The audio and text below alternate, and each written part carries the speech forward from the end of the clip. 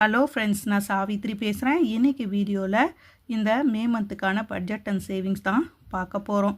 வருஷம் வருஷம் May month ஆனால் நான் சென்னைக்கு போவேன். இந்த வருஷம் நான் போகல. அது ஏன்னு சொல்லி உங்கள் கூட ஷேர் பண்ணுறேன். அது மட்டும் இல்லாமல் இந்த மே மந்தில் எங்களுக்கு கொஞ்சம் செலவுகளும் அதிகமாக இருக்குது. ஹாஸ்பிட்டல் செலவு இன்னும் அதிகமாக இருக்குது. அதெல்லாம் நான் எப்படி மேனேஜ் பண்ண போகிறேன் அப்படின்றத இந்த வீடியோவில் உங்கள் கூட ஷேர் பண்ண போகிறேன். வீடியோவை ஸ்கிப் பண்ணாமல் பாருங்கள். என் சேனல் உங்களுக்கு யூஸ்ஃபுல்லாக இருந்துச்சுன்னா என் சேனலை நீங்கள் சப்ஸ்கிரைப் பண்ணுங்கள், லைக் பண்ணுங்கள், ஷேர் பண்ணுங்கள், ஹை பட்டனை ப்ரெஸ் பண்ணுங்கள். வாங்க வீடியோக்குள்ளே போகலாம். எப்போவுமே நம்ம வீட்டில் பட்ஜெட் போட்டோம்னா ஹஸ்பண்டு ஒய்ஃப் 2 பேரும் தான் இன்வால்வ் ஆகியிருப்போம். ஃபஸ்ட்டு என்னுடைய ஹஸ்பண்டுடைய எக்ஸ்பென்சஸ், அவர் என்னென்ன எக்ஸ்பென்சஸ்க்கெல்லாம் பணத்தை ஸ்பெண்ட் பண்ணுவார் அப்படின்றத பார்க்கலாம். ரெண்ட்டு 13,500 ரூபா. இந்த வீட்டுக்கு ஒரு வருஷம் ஆயிடுச்சு, ஆனால் இன்க்ரீஸ் பண்ணலை. அதே 13,500 ரூபாயில் தான் இருக்கிறோம். மெயின்டெனன்ஸ் எல்லாம் இங்கே கிடையாது. அதனால் 13,500 ரூபா தான் எங்களுக்கு ரெண்ட்டு. இபி 950 ரூபா. கேஸு 1000 ரூபா. ஒரு கேஸ் போய்கிட்டுருக்கு. இன்னொரு கேஸ் எங்களுக்கு ஃபுல்லாகவே இருக்குது. முடிஞ்ச பிறகு தான் இந்த மாதம் வாங்கலான் இருக்கோம். அதுக்காக முன்னாடியே பணத்தை எடுத்து வச்சாச்சு. மொபைல் ரீசார்ஜு 2000 ரூபா. 4 பேர் அல்லது 5 பேருக்கு ரீசார்ஜ் பண்ணுறதுக்கு. ஒய்ஃபை 500 ரூபா மாதமான எடுத்து வைக்கிறது. ஏன்னா 3 மாதத்துக்கு ஒரு தடவை 1500 ரூபா ஒய்ஃபைக்கு கொடுக்கணுமா. போன மாதம் ஒரு 500 ரூபா, இந்த மாதம் ஒரு 500 ரூபா, 1000 ரூபா ஆயிடுச்சு. நெக்ஸ்ட் மந்த்து ஒரு 500 ரூபா ஆட் பண்ணி ஜூன் மந்த்து ஒய்ஃபையை ரீசார்ஜ் பண்ணிவிடுவோம். டிவி சப்ஸ்கிரிப்ஷனு 800 ரூபா. பெட்ரோல், ஆஃபீஸ் அவுட்டிங் ரெண்டுத்துக்கும் சேர்த்து 1000 ரூபா போட்டால் அது ஒரு மாதம் வரையும் வரும். ஆஃபீஸ் எக்ஸ்பென்சஸ்ஸு 2000 ரூபா. கொலீக்ஸுடைய ஃபங்க்ஷன், ஃபெஸ்டிவலு, ஆஃபீஸில் ஏதாவது பார்ட்டி வச்சாங்கன்னா அதுக்கு செலவு பண்ணுறதுக்காக 2000 ரூபா. Insurance health insurance, accidental, life எல்லாமே சேர்த்து அங்கே ஆஃபீஸ்லேயே பிடிச்சிடுறாங்க. 3 பேர் ப்ளஸ் 2 பேர். நானும் என் ஹஸ்பண்ட், எங்கள் பாப்பா, அதோடு என் ஹஸ்பண்டுடைய பேரண்ட்ஸ் 2 பேர், எல்லோரும் சேர்த்து 5 பேருக்கு இன்சூரன்ஸு ஆஃபீஸில் என் ஹஸ்பண்டு போட்டிருக்காரு. இதுதான் மே மந்த்து என் ஹஸ்பண்டு செலவு பண்ணக்கூடிய செலவு. அவருடைய பட்ஜெட் இது. ஒய்ஃபாக நான் என்னென்ன செலவுகள் இந்த மே மந்த்து பண்ண போகிறேன் அப்படின்றத என்னுடைய பட்ஜெட்டை ஷேர் பண்ணுறேன். கிராசரி 5000 ரூபா போட்டிருக்கேன். எப்பவுமே நம்ம வீட்டுக்கு கிராசரி 3000 ரூபா போடுவோம். இந்த மாதம் 5000 ரூபா போட்டிருக்கேன். ஏன்னு பார்த்திங்கன்னா சென்னைக்கு போகல.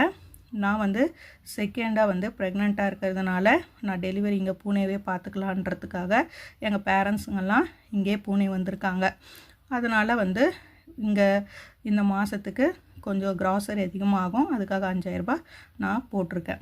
வீக்லி எக்ஸ்பென்சஸ்ஸு 4000 ரூபா. ஒரு வாரத்துக்கு 1000 ரூபா வீதம் 4 வாரத்துக்கு 4000 ரூபா போட்டிருக்கேன்.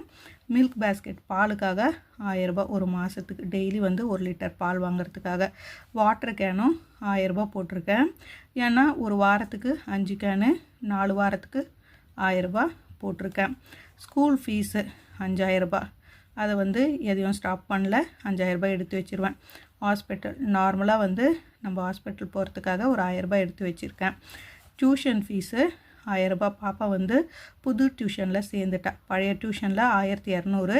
இப்போ செகண்ட் ஸ்டாண்டர்ட் போகிறா. புது டியூஷன் ஜாயின் பண்ணி விட்டுருக்கேன். அதில் 1000 ரூபாய் நான் டியூஷன் ஃபீஸ் இந்த மாதம் பே பண்ணுறேன். எமர்ஜென்சி கேஷு நான் ஒரு 2-3 மாதம் மட்டும்தான் எமர்ஜென்சி கேஷ் 5000 ரூபான்னு போட்டிருப்பேன். அடுத்ததுலேருந்து நான் போட்டிருக்க மாட்டேன். ஏன்னு பார்த்திங்கன்னா இந்த எமர்ஜென்சி கேஷை எடுத்து தான் நான் மாதமான என்னுடைய ப்ரெக்னன்சிக்கு நான் யூஸ் பண்ணது.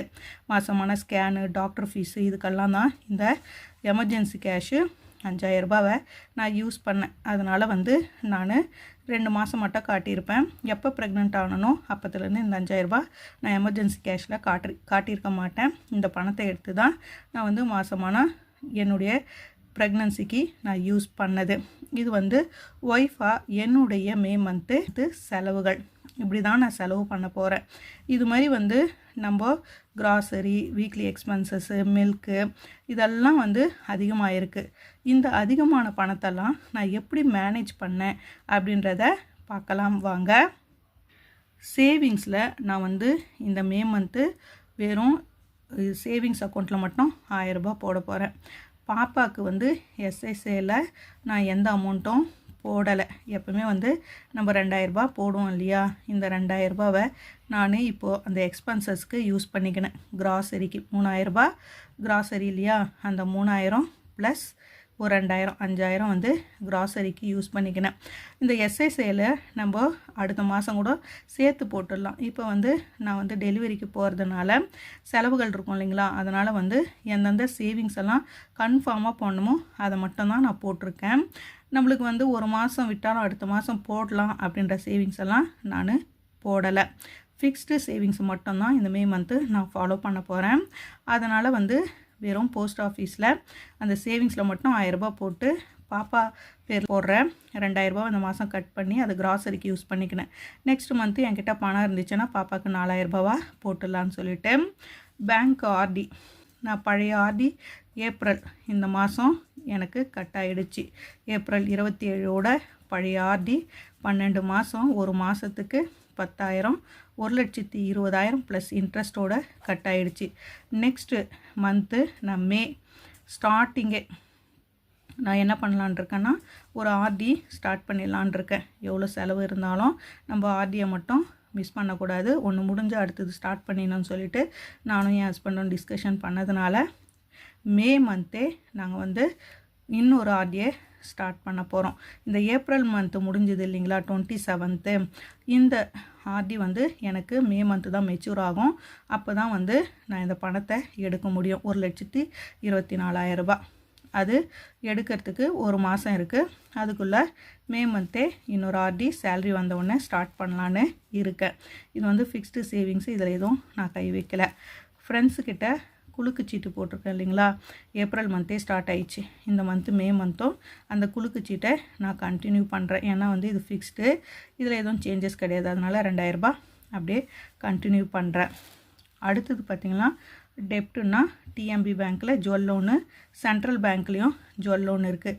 இதில் வந்து நான் டிஎம்பி பேங்க்கு க்ளோஸ் பண்ண போகிறேன்னு ஆல்ரெடி சொல்லியிருக்கேன்.